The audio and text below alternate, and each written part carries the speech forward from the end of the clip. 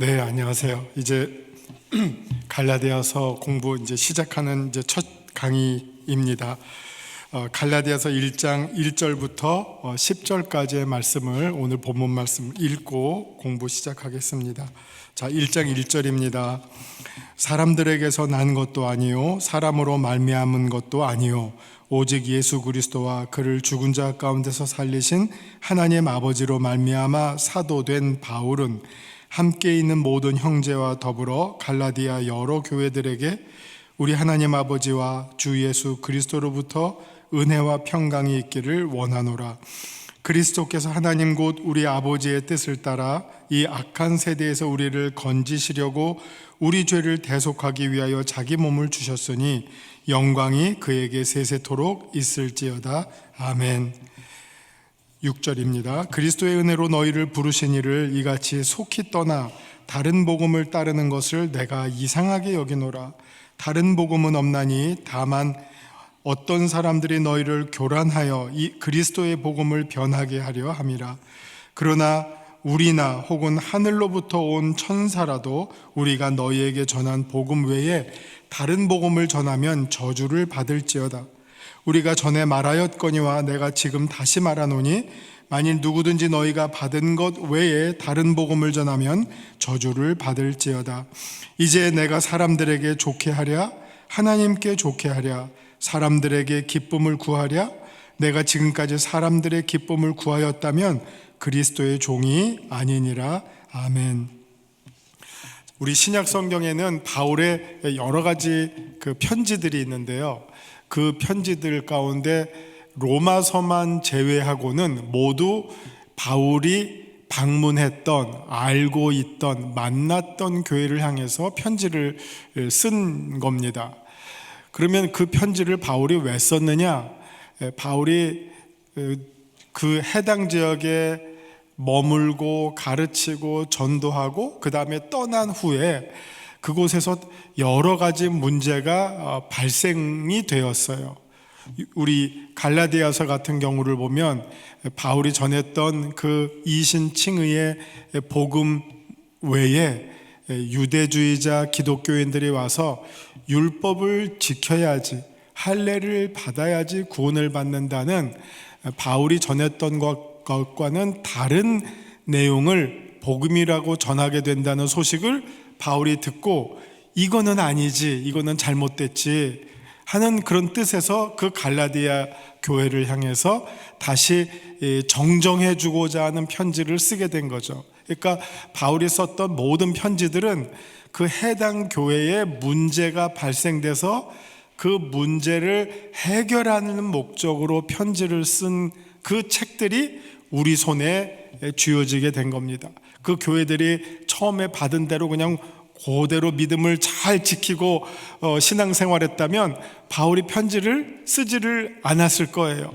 그렇다면 그 편지가 우리 손에 전달되지도 않았을 거예요. 그러니까 이거 참 아이러니죠. 문제가 있어서 편지를 썼고 그 편지가 남아서 우리들에게 신약 성경에 어떻게 보면 대부분으로 우리들에게 전달이 되어 왔으니 어떻게 그 문제가 오히려 우리들에게 결과적으로 유익함을 주게 된 결과를 가져다 주었다 하는 겁니다. 자, 그럼 이제 우리가 갈라디아서 공부를 시작합니다. 갈라디아에는 무슨 문제가 생겼나요? 우리가 지난주에 한번 갈라디아서를 소개하면서 말씀드렸던 것처럼 갈라디아 교회는 바울과 바나바가 1차 전도 여행 때 개척했던 그 지역 교회들이에요. 그래서 바울이 열심히 정말 오직 예수를 믿으면 여러분들이 구원받습니다. 여러분들 다 유대인 아니라도 괜찮습니다. 믿기만 하면 구원받습니다. 우리가 다 은혜로 구원받고 여러분을 위한 복음이 이미 준비되어 있습니다. 이렇게 가르쳤어요. 그런데 이렇게 이제 바울이 가르치고 난 다음에 그 지역에 이제 유대교의 뿌리가 깊은 기독교인들, 그래서 그들은 기독교인이 됐지만 여전히 유대교의 전통에 충실한 그런 기독교인들이 와서 다시 가르치기를 아니야, 바울이 가르친 거는 너무 간단해. 그거는 조금 충분하지가 않아. 우리가 여러분들이 구원을 받으려면 복음이라고 하는 것도 좋지만 거기에 유대인들이 꼭 지켜왔던 율법도 지켜야 되고 할례도 지켜야지 여러분들이 구원을 받는 거야. 그리고 여러분에게 전했던 그 바울, 사실 그 사람 별거 아니야. 사도도 아니야. 그 사람 예루살렘에 있는 12제자들이랑 별로 교류도 없어. 근본도 모르는 사람이야. 여러분들이 바울에 대해서 아는 게 뭐지? 옛날에 열심히 예수님 믿는 사람들 박해했던 그런 사람이잖아. 그 사람이 가르쳐준 말을 뭘 그렇게 열심히 믿고 그래? 이런 소문이 들리게 된 거예요. 자, 그러면 이제 이 소식을 들은 바울이 어떻게 대처를 해야 될까요? 갈라디아서처럼 대처를 하는 거죠. 그 시작을 이제 여러분들이 보시는 겁니다. 자, 1장 1절부터 10절까지가 갈라디아서의 서문인데, 이 서문이 그런 전제가 있기 때문에 그 서문이 조금 특색이 있어요. 그냥 그런 어떤 문제가 없이 여러분들이 만약 누군가의 편지를 쓴다면 어떻게 그 서문이 시작됐을까요? 훨씬 그냥 심플하고 별 내용이 없었을 거예요. 갈라디아 교인들 잘 있었습니까? 오랜만에 편지를 쓰게 됐습니다. 나 바울을 기억하시죠? 반갑습니다. 끝. 그게 인사말로 다 충분했겠죠. 거기다가 더 구구절절히 쓸 말이 있겠습니까? 그런데 이 1장 1절부터 시작하는 내용은 그런 평범한 인사말이 아니에요. 여기에는 바울의 의도와 그 자기가 전하려고 하는 그 모든 내용의 첫 단추에 해당하는 내용을 1장 1절부터 담고 있어요. 자, 1장 1절을 어떻게 시작합니까? 사람들에게서 난 것도 아니요, 사람으로 말미암은 것도 아니요, 오직 예수 그리스도와 그를 죽은 자 가운데서 살리신 하나님 아버지로 말미암아 사도가 된 바울은. 자, 여기서 바울이 자기가 누구라고 쓰고 있죠? 소개하고 있죠? 사도라고 쓰고 있어요. 바울의 첫 초기 편지들에는 자기가 사도라는 것을 그렇게 열심히 안 알렸어요. 이게 사실 우리 일반적인 그 동서고금의 문화로 볼 때 어디 다니면서 만나는 사람마다 나 아신데 총장인데 하고 시작하면 웃기잖아요. 제가 머리 자르러 갈 때 머리 자르는 사람한테 제가 아신데 총장인데 하면 웃기잖아요. 그냥 머리 자르러 간 손님일 뿐이지. 그런 의미에서 바울도 그냥 전도자로서 간단하게 복음을 전한 거예요. 그런데 그 바울을 흔드는 공격이 온 거죠. 그거 아무것도 아니야. 그 바울 근본도 모르는 사람이야. 그런데 와서 너네들한테 가르쳐 준 게 그게 다 이상해. 이러니까 이제 바울이 정신이 바짝 들었죠. 그러면서 자기가 가르친 내용에 권위를 부여하려면 내가 어떤 사람인지를 알려줘야죠. 그래서 이때부터는 바울이 특별히 갈라디아서를 보시면 처음부터 끝까지 나 이런 사람이야 하는 자기의 권위, 자기의 정당성을 적극적으로 알리기 시작합니다. 이게 갈라디아서 시작부터 끝까지예요. 그게 명칭으로 뿐만 아니라 자기의 삶, 모든 자기의 역사를 총동원해서 나 이런 사람이야. 내가 예루살렘에 있는 12제자들보다 하나도 모자람이 없어. 그들은 유대인을 위해서 전도했다면 나는 예수님께서 이방인을 위해서 똑같은 권위로 임명받은 이방인의 사도야. 그런 자격으로 내가 갈라디아 교인들에게 복음을 전했던 거야. 이렇게 말하는 거예요. 그래서 1절부터 내가 사도다예요. 나도 똑같은 사도다. 초대교회에서 누가 제일 리더십이 셌어요? 12사도가 셌단 말이에요. 기독교회는 예수님의 12제자로부터 시작된 거죠. 기독교회는 예수님 돌아가신 다음에 누가 그거를 이었어요? 12제자. 그러니까 12사도의 권위는 여러분 유럽의 모든 교회, 큰 교회 가보세요. 작은 교회는 아니지만 큰 교회, 성 베드로 성당 12사도의 이 동상이 쫙 그 베드로 광장에 쫙 서 있잖아요. 12사도가 교회를 대표하고 시작한 주요한 인물들이에요. 그런데 바울이 그게 사도잖아요. 그 중에 한 명이 빠졌더니 누구를 뽑았죠? 마티아스라고 하는 그 가룟 유다 대신 보선을 하면서 12를 채울 만큼 12는 중요했어요. 근데 바울이 지금 여기에서 나도 사도다예요. 근데 내가 사도된 것이 그 사도다라고만 중요한 게 아니라 그럼 나는 어떻게 사도가 됐냐? 나를 사도로 임명한 그 주체가 누구냐? 그걸 설명하고 있잖아요. 내가 사도가 된 거는 사람에게서 난 것도 아니고 사람으로 말미암은 것도 아니야. 내가 사도가 된 거는 누굽니까? 예수 그리스도와 또 그 예수님을 죽은 자 가운데서 살리신 하나님 아버지로부터 직접 임명받은 사도야. 어쩔래? 이거예요. 내 권위, 나 이런 사도야. 근데 왜 내 사도권을 가지고 의심을 하고 부인을 하고 흔들고 괴롭히고 공격하고 그래? 내가 이런 사도인데. 시작부터 이 인사말은 좀 그런 의미에서 특별하다는 거예요. 이게 보통 편지의 인사말이 아니라 앞으로 갈라디아서에서 진행될 모든 논쟁들에 대해서 나의 권위, 나의 자격, 이것을 땅 확실히 세워놓고 시작하는 편지예요. 내가 나 그냥 사람들끼리 그냥 숙덕해서 너 한번 해볼래? 해서 이렇게 된 거 아니야. 나 예수님이, 하나님이 직접 임명해 주신 거예요. 여러분 임명장 받을 때 예수님과 하나님으로부터 직접 임명장 받았다면 그 권위는 사람이 이렇게 임명한 거랑 비교가 되겠습니까? 그 권위를 지금 바울이 선포하고 시작하는 거예요. 1절. 그렇게 사도가 되었다. 그리고 이 사도라는 말은 보냄을 받은 자예요.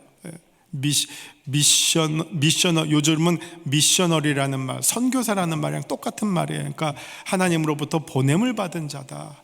이 말의 어원은, 이 인물은 모세까지도 해당이 되죠. 모세, 하나님의 그 미션을 위해서, 출애굽의 미션을 위해서 하나님이 보낸 자예요. 처음에 누구에게? 바로 앞으로.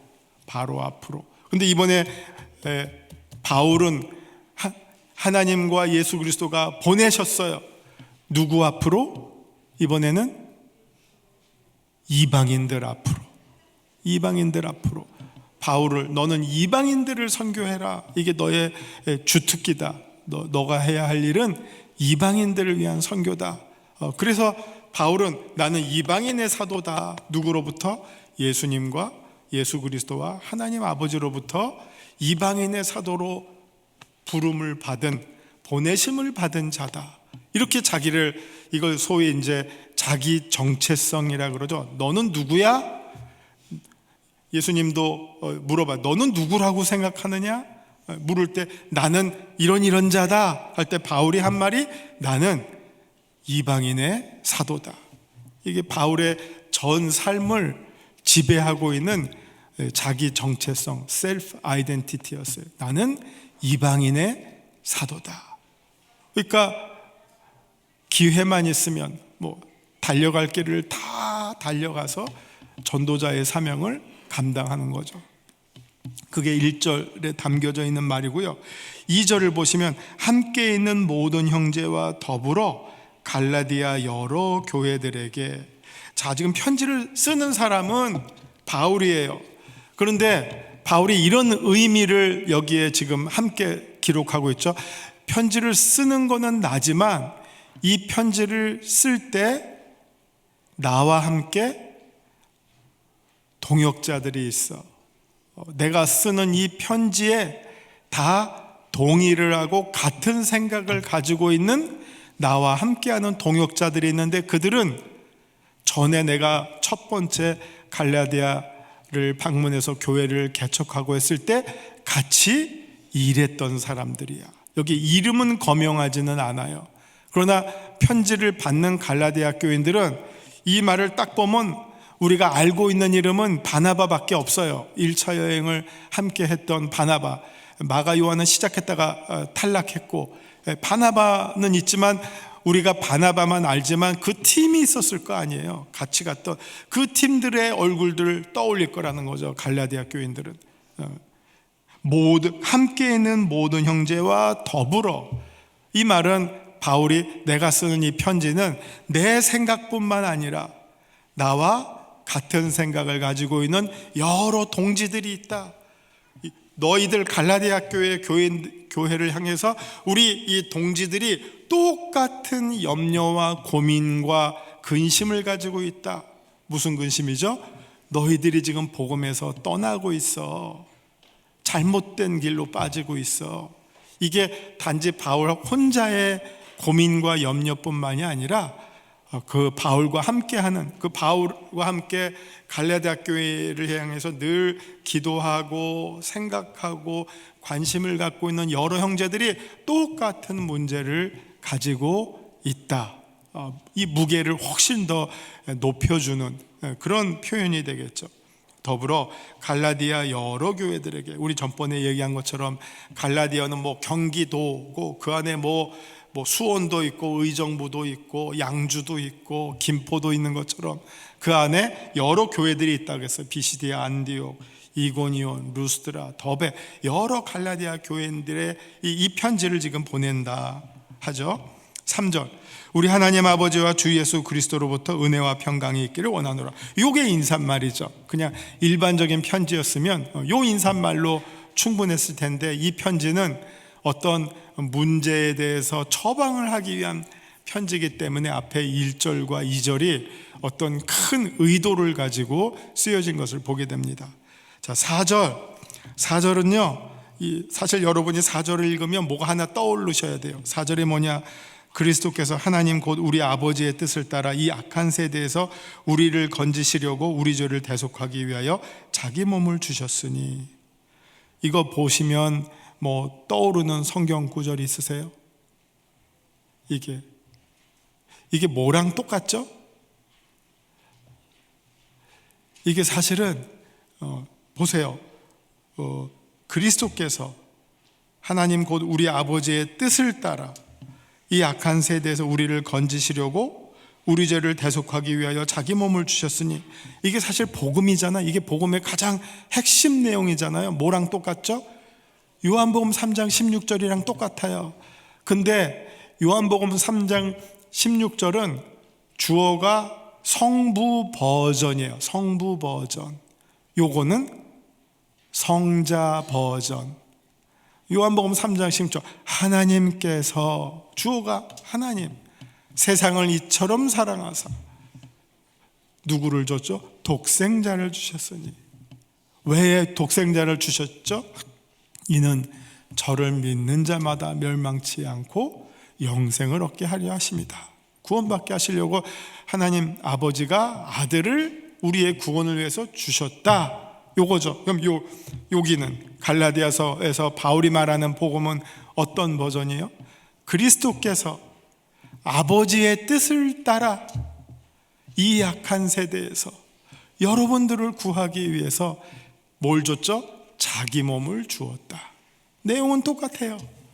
근데 요한복음 3장 16절은 성부 아버지 버전, 요거는 성자 버전. 똑같은 복음을 바울이 이번에는 예수 그리스도 중심으로 설명을 해줬어요. 쉽게 갈라디아 교인들에게 다시 그 복음의 핵심 내용을 리마인드 시키고 있는 거죠. 그 다음 5절은 인사말, 영광이 그에게 세세토록 있을지어다. 여기서 그는 누굽니까? 성자 예수 그리스도. 다 이런 표현들이 나중에 삼위일체 교리가 형성하는 중요한 근거가 돼요. 왜냐하면 원래 유대교에서는 영광의 대상은 오직 여호와 하나님 뿐이에요. 우리의 영광을 받으실 분은 오직 유대교에서는 여호와 하나님 뿐이에요. 근데 지금 바울이 누구에게 영광을 돌립니까? 성자 예수 그리스도에게, 그리고 나중에는 성령까지도. 그러니까 우리의 영광의 대상이 성부 여호와 하나님 한 분뿐만이 아니라 성자 예수 그리스도와 성령 하나님께도 동일하게 우리의 예배의 대상이 되고 기도의 대상이 되고 영광과 경배의 대상이 된다. 이런 표현 때문에 삼위일체가 이제 점점 형성되어 나가는 것을 볼 수 있습니다. 자, 6절 다른 복음은 없다. 그리스도의 은혜로 너희를 부르신 이를 이같이 속히 떠나 다른 복음을 따르는 것을 내가 이상하게 여기노라. 그리스도의 은혜로 너희를 부르신 이를 이같이 속히 떠나 다른 복음을 따르는 것을 내가 이상하게 여기노라. 그냥 직공으로 지금 들어가고 있어요. 말 돌려서 안 하고 그냥 문제로 그냥 직접 들어갑니다. 그러면서 다른 복음은 없다. 어떤 사람들이 너희를 교란하여 그리스도의 복음을 변질시키려고 하는 것이다. 복음을 변질시키려고 하는 것이다. 이게 이단들이 하는 중요한 책략이잖아요. 그러나 아주 이 표현이 세죠.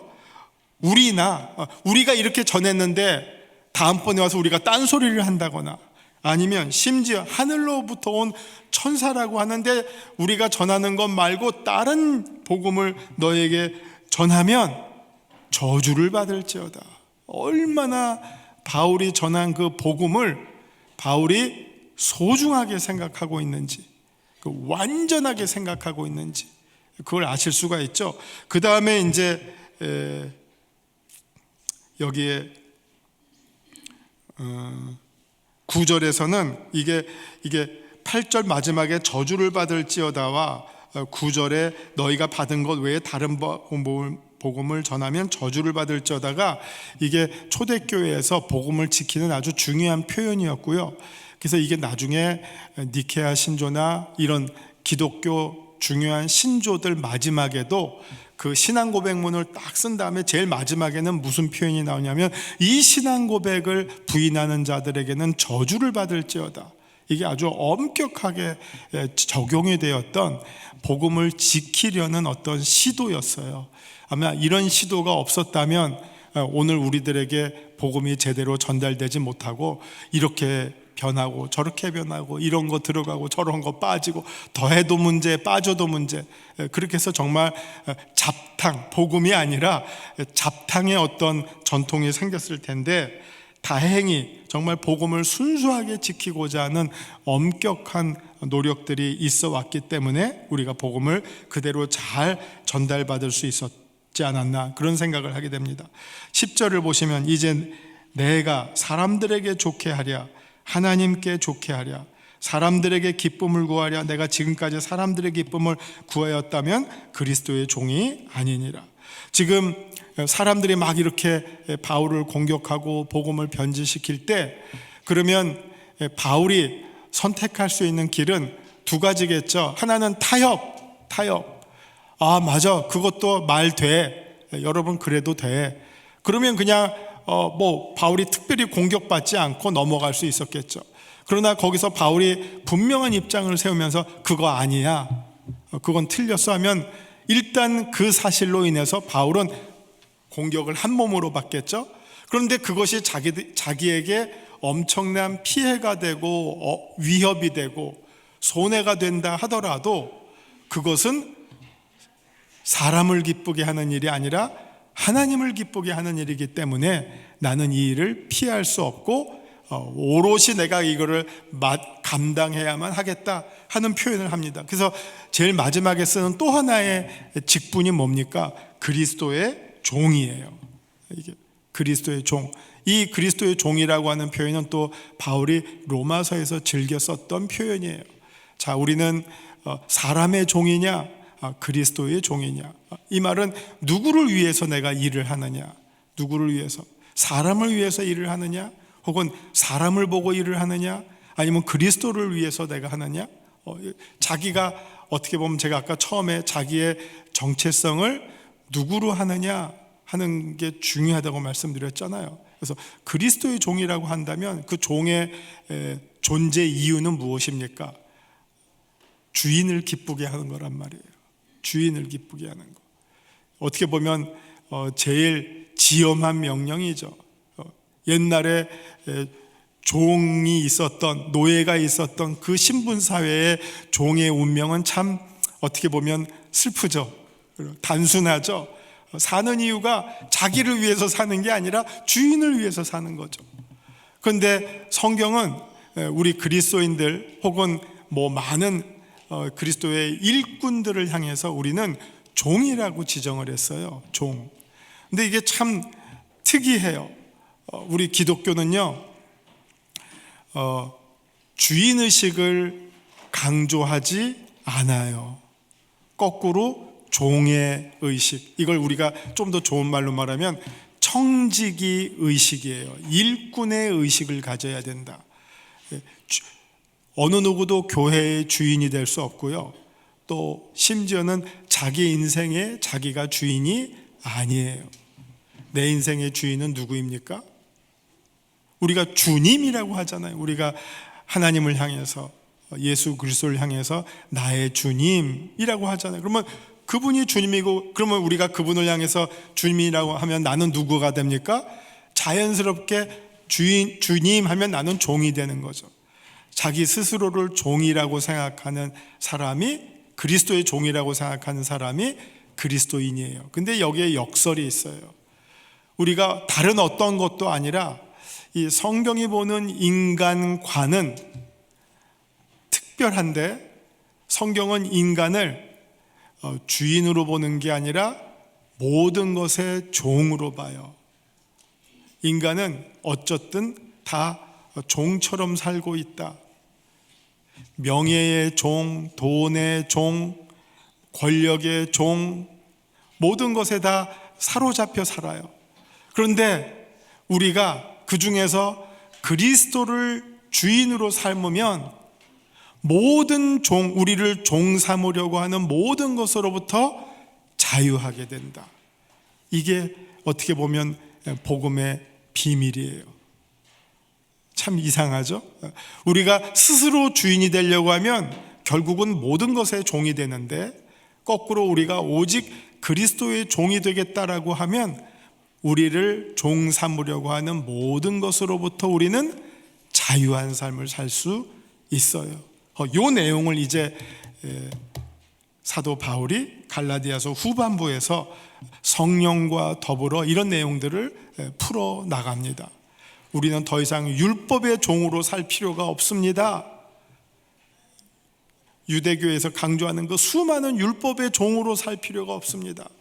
우리가 복음의 종이 되면, 은혜의 종이 되면, 예수 그리스도의 종이 되면 율법으로부터, 세상으로부터 자유한 삶을 살게 됩니다.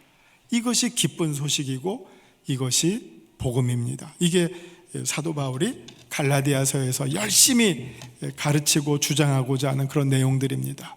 우리 성도님들도 정말 이 세상의 수많은 것들에 종이 되어서 사시는 것이 아니라 오직 그리스도의 종이 되시면 모든 것으로부터 자유하게 살 수 있는 길이 열립니다. 그 은혜를 누리면서 사시는 우리 귀한 자유하신 성도님들 되시기를 바랍니다. 기도하시겠습니다.